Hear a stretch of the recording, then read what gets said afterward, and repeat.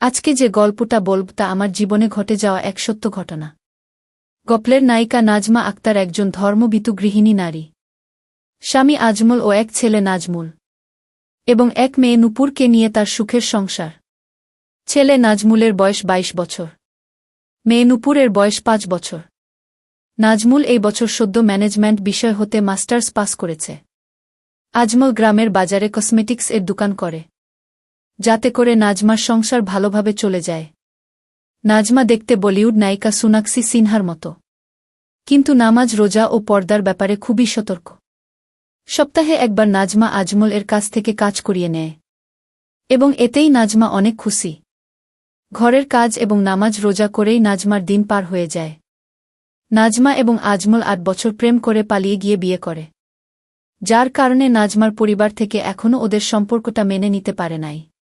আজমল এবং নাজমা বাদে নাজমুল ও নূপুর নাজমার বাপের বাড়ি যেতে পারে। নাজমার মা টুনি বেগম নাজমুলকে নিজের জীবনের চেয়ে বেশি ভালোবাসে। নাজমুলের বর্তমানে বেকার সময় যাচ্ছে, নাই পড়ালেখা নাই কাজ। বিকালে বাবার কাছ থেকে বাজারটা আনা হলো নাজমুলের একমাত্র কাজ। তাই গত কয়েকদিন ধরে নাজমুল এর একটা বাজে অভ্যাস হয়েছে, লুকিয়ে লুকিয়ে আম্মু নাজমার দেখা।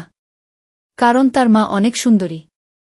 বিশেষ করে আম্মু নাজমার বিশেষ অবস্থার একটু ছিটেফটা দেখলে নাজমুলের মাথাটা ঝিমঝিম করে। সাথে সাথে বাথরুমে গিয়ে ঠান্ডা করতে হয় হাত দিয়ে। নাজমুলের কাছে মনে হয় আম্মু নাজমা দুনিয়ার সব থেকে সুন্দরী নারী। তাই সে মনে মনে শপথ করেছে আম্মু নাজমাকে সে তার রানী করে ছাড়বে। গত কয়েকদিন উনার কি হয়েছে, ১ মাস হয়ে গেল একবারের জন্যে ও হাত দিল না। এর আগে তো এরকম হয়নি উনার।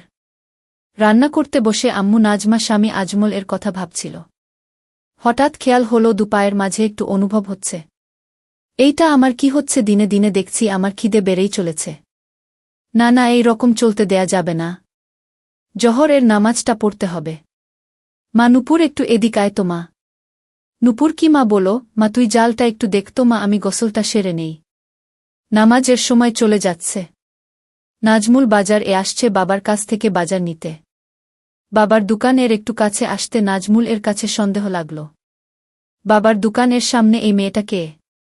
আর বাবা কোথায়? মেয়েটা মনে হচ্ছে সামনে একেবারে ঝুঁকে আছে। নাজমুল মনে মনে ভাবল, না, আমাকে রহস্যটা জানতে হবে। নাজমুল একটু কাছে গিয়ে অন্যদিকে তাকিয়ে বাবা ও মেয়েটার কথাগুলা শুনতে চেষ্টা করল। যা শুনতে পেল তাতে নিজের কানকে বিশ্বাস করতে পারছিল না নাজমুল। কথাগুলা এমন, আর কতদিন এভাবে লুকিয়ে লুকিয়ে হবে? আমার যতদিন না বিয়ে করে তোমার বাড়ি নিয়ে যাচ্ছি ততদিন।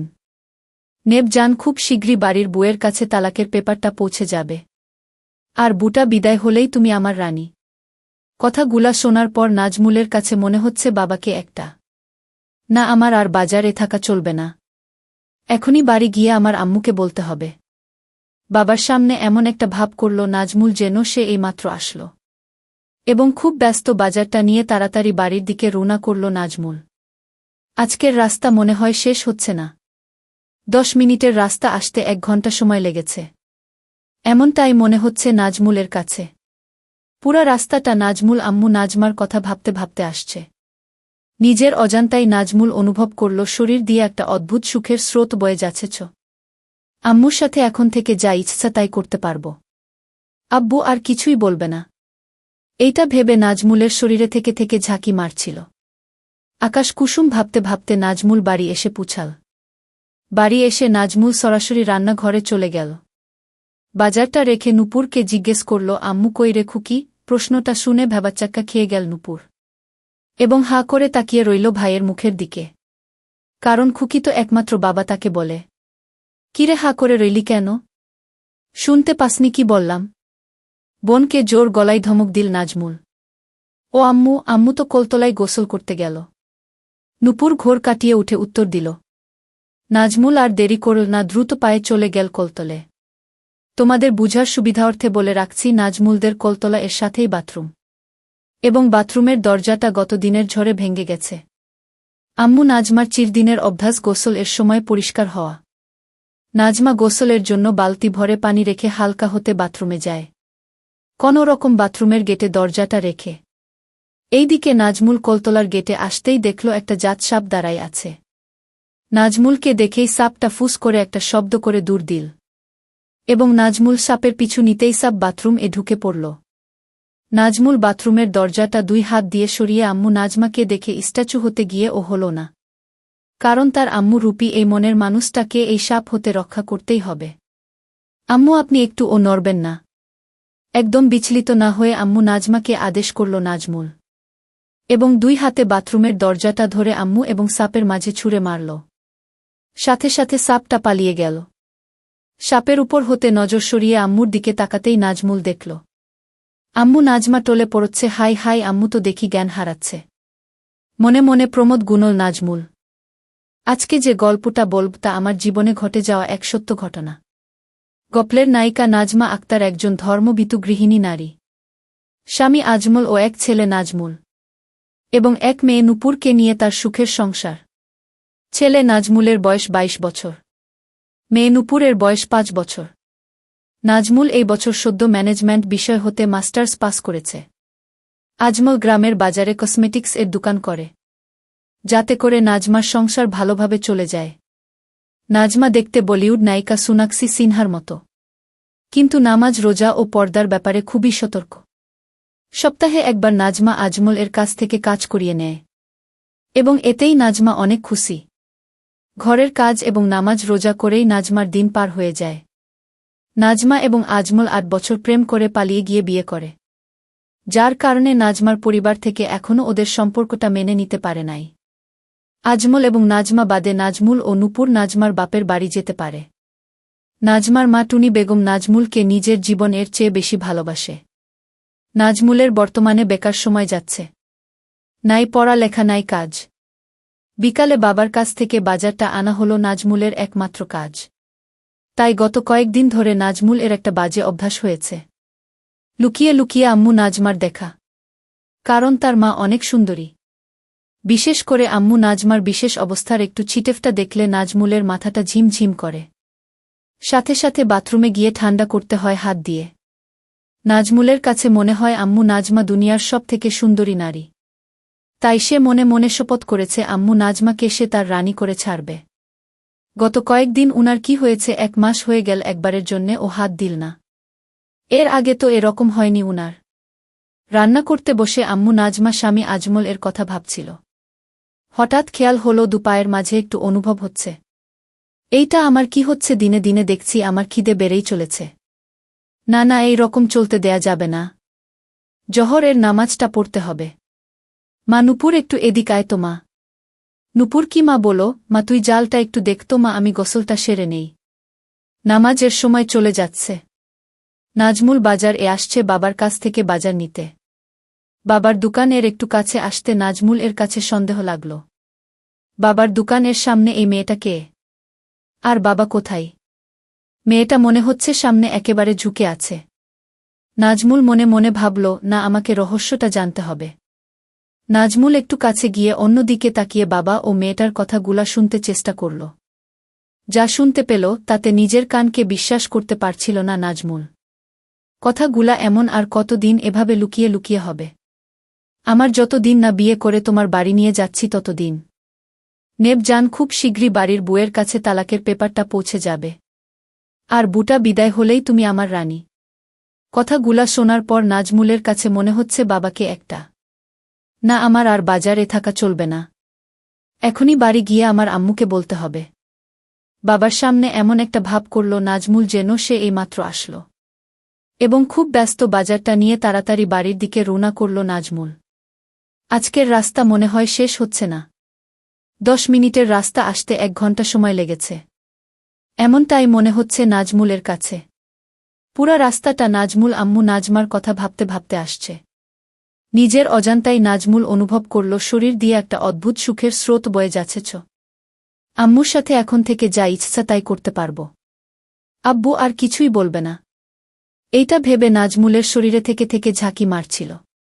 আকাশ কুসুম ভাবতে ভাবতে নাজমুল বাড়ি এসে পুছাল। বাড়ি এসে নাজমুল সরাসরি রান্নাঘরে চলে গেল।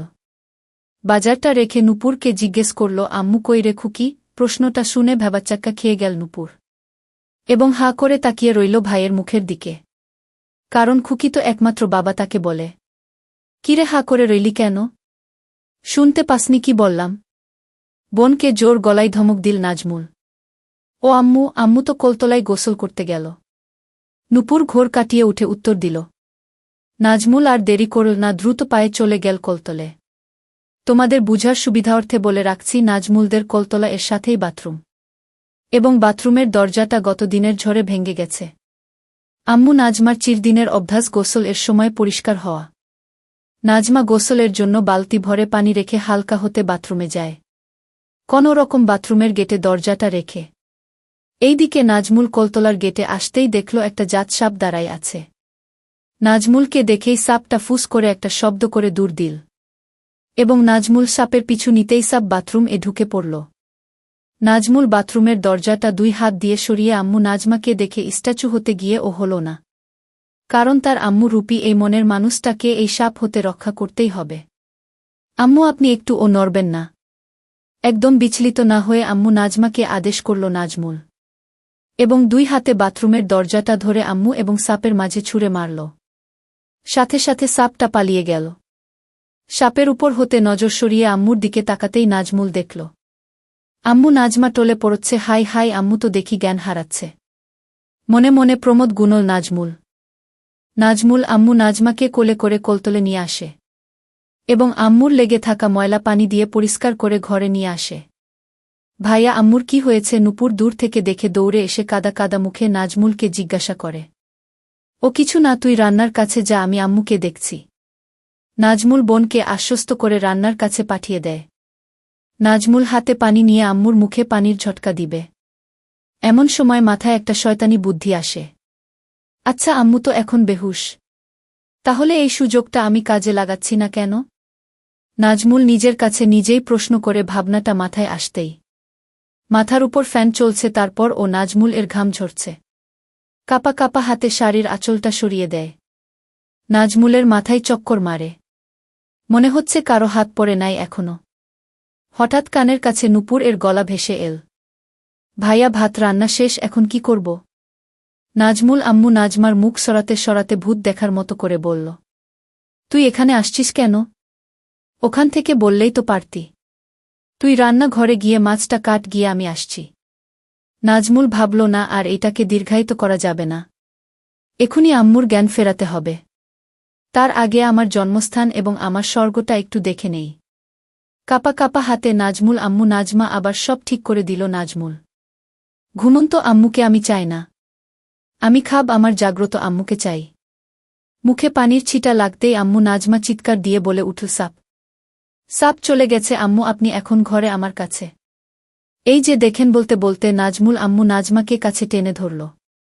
নাজমার স্বাভাবিক হতে 3 থেকে 4 মিনিট সময় লাগল। এবং নাজমুল এই সুযোগে আম্মুকে ধরে রাখল। আম্মু নাজমা মনে মনে ভাবল, বিষয়টা বাড়াবাড়ি হয়ে যাচ্ছে। বাবু, আমার খুব ক্লান্ত লাগছে। আমাকে একটু একা থাকতে দে এখন। ঠিক আছে আম্মু, আপনি রেস্ট নিন, আমি রান্নাটা দেখছি। আর একটু পরে উঠে গোসল করে খেয়ে নিবেন। আম্মু নাজমাকে ঘরে একা ছেড়ে নাজমুল রান্নাঘরের দিকে চলে গেল। কি হতে কি হয়ে গেল আমার! যেই আমার স্বামী ছাড়া আর কাউকে কোনোদিন দেখতে দিলাম না, আজকে আমার কোনো পাপের কারণে এত বড় সর্বনাশ হয়ে গেল। আমার ছেলে সব দেখে নিয়েছে। হে মালিক, তুমি আমার মরণ দিচ্ছ না কেন? আমি এখন এই পোড়া মুখ নিয়ে ছেলের সামনে যাব কি করে? ছেলের কথা মনে পড়তেই লজ্জায় কুঁকড়ে গেল আম্মু নাজমা। না জানি কোথায় হাত দিয়েছে। আচ্ছা, ছেলেকে আমি দোষ দিচ্ছি কেন? আমার বাবুর তো আর কোন দোষ নাই। ও তো আমাকে সাপের হাত থেকে রক্ষা করেছে। মনে মনে ছেলের প্রশংসা করতেই গর্বে বুকটা ভরে গেল আম্মু নাজমার। ছেলেটা আসলেই আমাকে অনেক কেয়ার করে। ও ওর বাবার মতো না। ও একদম আলাদা। ওর বাবাটা যদি ওর মতো হতো। একটা গভীর নিঃশ্বাস ফেলল আম্মু নাজমা। যাই হোক, অনেক পাপ লেগে গেছে। যাই গিয়ে গোসল করে নামাজ পড়ে আমার মালিকের কাছে ক্ষমা প্রার্থনা করি। মনে মনে কথাগুলা ভাবতে ভাবতে তড়িঘড়ি করে বিছানা থেকে নেমে পড়ে আম্মু নাজমা। দরজার কাছে গিয়ে পা দুইটা যেন অবশ হয়ে আসল। আম্মু নাজমার ছেলে যে তার সামনে রান্নাঘরে বসে এই দিকে ফিরে তরকারি কাটছে। এখন ছেলের সামনে দিয়ে কলতলে যাবে কিভাব, এই ভেবে আম্মু নাজমার ঘাম বের হচ্ছে। তবুও যে আমাকে যেতেই হবে, আমাকে পবিত্র হয়ে আমার মাওলার হুকুম পালন করতে হবে। এবং আমাকে ক্ষমা প্রার্থনা করতে হবে। ভাবতে ভাবতে বড় একটা ঘোমটা টেনে দ্রুত পায়ে কোলতলে চলে গেল আম্মু নাজমা। রান্নাঘরে বসে ঘোমটা দেয়া আম্মুর দ্রুত চলে যাওয়ার দৃশ্য দেখতে দেখতে নাজমুল মনে মনে হাসতে হাসতে ভাবল, আমার আম্মুর লজ্জা দিন দিন বেড়েই চলেছে। খুকি, আমার তরকারি কাটা শেষ। তুই তরকারিটা কষিয়ে নিয়ে ভাজি করা মাছটা দিয়ে ঝোল রান্না করিস। আমি বাবার সাথে ফোনে কথা বলে আসি। হ্যালো আব্বু, আজকে আপনাকে একটু আগে আসতে হবে। কারণ দুপুরে আম্মু একটা জাত সাপ দেখে খুব ভয় পেয়েছে, তাই আম্মুকে একটু কেরামত আলী মাওলানার কাছে নিয়ে যেতে হবে। কলতলার কাছে গিয়ে ফোনে লাউডস্পিকার দিয়ে আব্বুকে কথাগুলা এক নিঃশ্বাসে বলে ফেলল নাজমুল। তোর মা মরুক, তাতে আমার কিছু আসে যায় না। তোর আম্মু তুই নিবি না কি করবি সেটা তোর ব্যাপার। আমাকে এই সব আলতু ফালতু ব্যাপার নিয়ে ডিস্টার্ব করবি না। এখন বড় হয়েছিস, সংসার মা বোনকে একটু সামলাতে শেখ। আমাকে আমার মতো ছেড়ে দে তোরা। আর হ্যাঁ, কাল থেকে তুই দোকানে বসবি। কথাগুলা খুব রাগের সুরে বলল আব্বু আজমা। কাল থেকে পারব না, কারণ কাল আমার একটা গুরুত্বপূর্ণ কাজ আছে। তবে পরশু দিন থেকে বসব। আর হ্যাঁ, এখন থেকে আম্মু এবং নূপুরের সব দায়িত্ব আমার। বলেই ফোনটা কেটে দিল নাজমুল। আম্মু নাজমা গোসল শেষে বাপ বেটার ফোন আলাপ মন দিয়ে শুনছিল। ফোন আলাপ শেষ হতেই বড় করে ঘোমটাটা টেনে দিয়ে দ্রুত পায়ে ঘরের দিকে যাচ্ছিল আম্মু নাজমা। আম্মু নাজমা ভারী হওয়ায় আম্মু নাজমার দ্রুত হাঁটার তালে তালে দুলছিল, যেটা দেখে নাজমুলের মাঝে দামামা বাজতে লাগল। আম্মু একটু দাঁড়ান তো ওখানে। কাছে গিয়ে সামনে দাঁড়িয়ে আম্মু নাজমার দুই বাহুতে হাত রাখল নাজমুল। আম্মু, আমি জানি আপনি বাবার কথাগুলা সব শুনেছেন।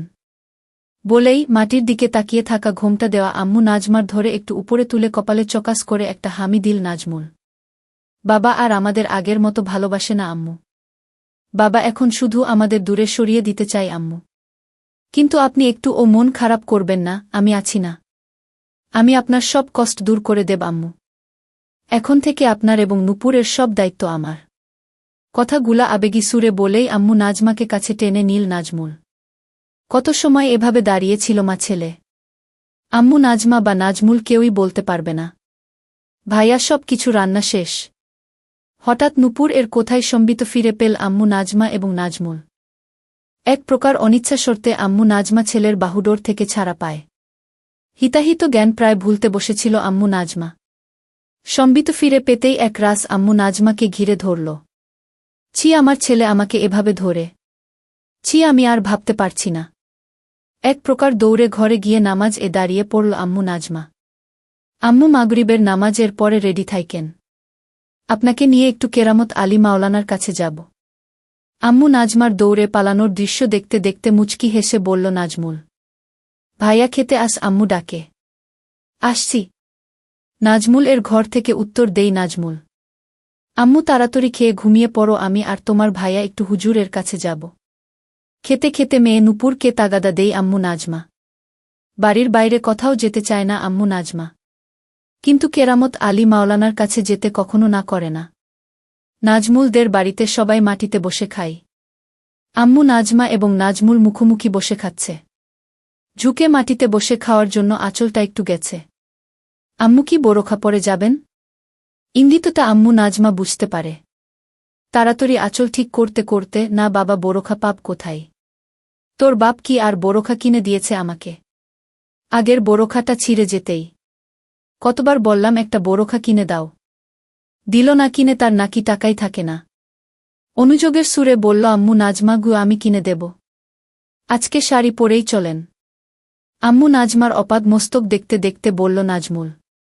খাওয়া দাওয়ার পাট চুকিয়ে নিয়ে নাজমুল তার নিজের ঘরে এসে রেডি হয়ে নিল। আম্মু নাজমা মেয়ে নূপুরকে ঘুম পাড়িয়ে রেখে আয়নার সামনে দাঁড়িয়ে চোখে একটু কাজল দিয়ে নিল। আর একটু আতর মেখে নিল। এই আতর আর কাজল ছাড়া কোনো প্রসাধনী ব্যবহার করে না আম্মু নাজমা।